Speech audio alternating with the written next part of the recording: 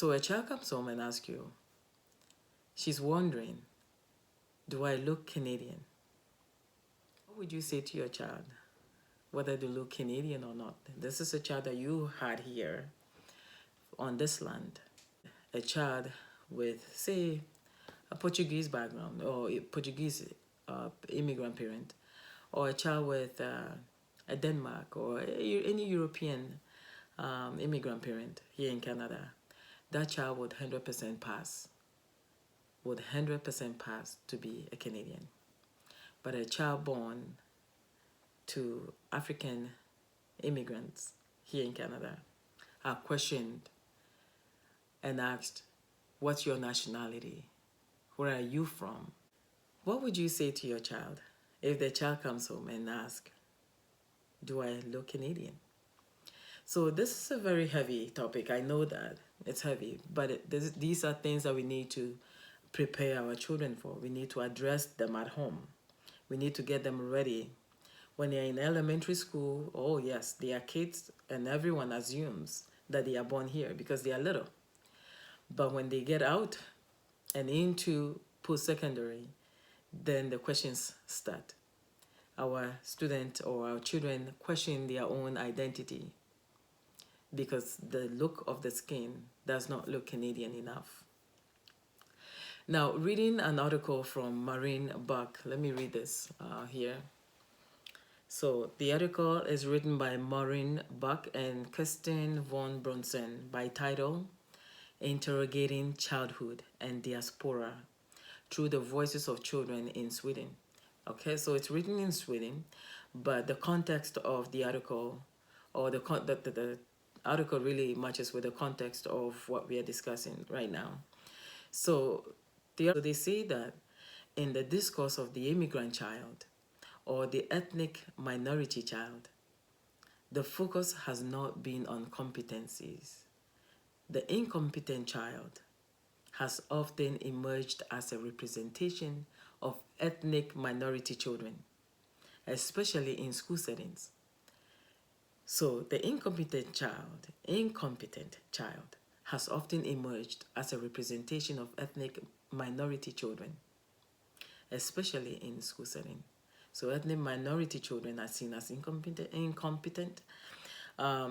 They continue on to say that the problematic migrant child has also been represented in everyday discourses, as well as in earlier research as a child caught between cultures. So a child caught between cultures is seen in our settings as a problematic migrant child. So these are things that are happenings. Things that are happening. These are already there. They are not any news. Like, it's not a current news. It's been systematic for a very long time. But we need to prepare our children when they go out there to school, when they are especially entering post-secondary schools. So as African parents, we know that our children are caught between cultures, but they are not problematic. Our children are not incompetent. They are competent. Our children are capable. And as we know that, they are capable, despite the color of the skin. But how do we go about communicating this competency to our children? How do we address them? How do we empower them to know that they are not incompetent, or that because of their skin color? How do we prepare them to know they will be questioned, whether they are immigrants or international students? Okay, so these are topics that we want to put out there. It has to be discussed. We cannot hide it from our children. If not, they are faced with difficulties in questioning their own identity and questioning their own competencies and trying to prove how capable they are. So Elie Wiesel is an American Romanian writer. I really like his quote. He talked about racism and collective judgment. So on the topic of racism and collective judgment, said, no human race is superior. We need to let our children know that no human race is superior. We need to empower them. Let's encourage them. One way or another, they are going to face it. So I like what is happening though. I know in the midst of all this, in the midst of the struggle, in the midst of walking in the skin, some of the school boards are taking on initiatives. One of them being Peel District School Board. So Peel District School Board, when you go on the website, has an action plan in place, an action plan to support Black students. So I read this from their website. It says, since the launch of the action plan, We Rise Together, in 2016, so the action plan, by the way, is called We Rise Together. So since the launch of it, the Peel Board has undertaken numerous activities, initiatives, and training in the 4 focus areas. So these are the 4 areas they are looking at.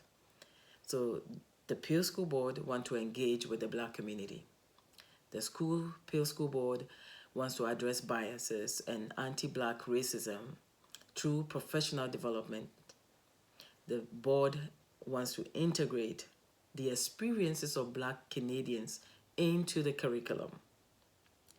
This is big. I know that the indigenous people of Canada, the First Nations people, culture has been integrated in the curriculum that we study or teach in the schools. So the Black race, the Black Canadian experiences are going to be integrated into our curriculum. This is current news happening now in Ontario.